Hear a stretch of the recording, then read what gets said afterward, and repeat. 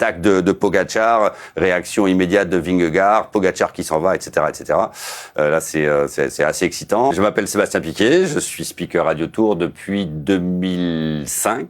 Alors, speaker Radio Tour, c'est informer en priorité les directeurs sportifs qui se trouvent dans leur voiture, derrière notre véhicule, la voiture numéro 2 de direction, celle de Thierry Gouvenou et du président du jury des commissaires, sur ce qu'il se passe en course, les écarts, qui sont les coureurs qui se trouvent dans l'échappée.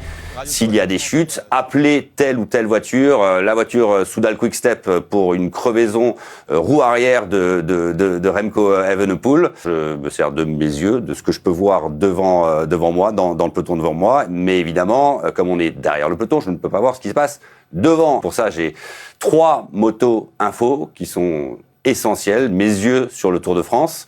3 motos à info qui vont me donner les compositions des groupes qui se trouvent à l'avant. Dans le premier groupe, il y a tel dossard, tel dossard, tel dossard, et l'écart entre le premier et le deuxième groupe est de temps, l'écart entre le deuxième groupe et le peloton est de temps.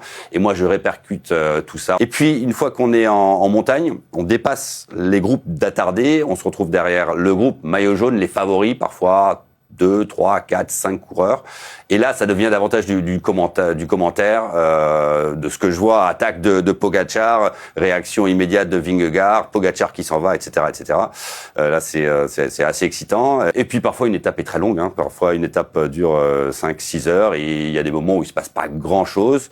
Donc, j'en profite pour parler un petit peu des palmarès, des coureurs qui se trouvent dans les groupes d'échappée, des spécialités culinaires qu'on va retrouver dans tel ou tel village qu'on va traverser, parce que je m'adresse aux directeurs sportifs, mais aussi à tous les journalistes qui sont soit sur des motos, soit en cabine à l'arrivée, soit à Paris, à New York ou à Amsterdam, et je leur donne des petites informations, des petites anecdotes sur des palmarès, sur des spécialités culinaires, et notamment pour Steve Chenel.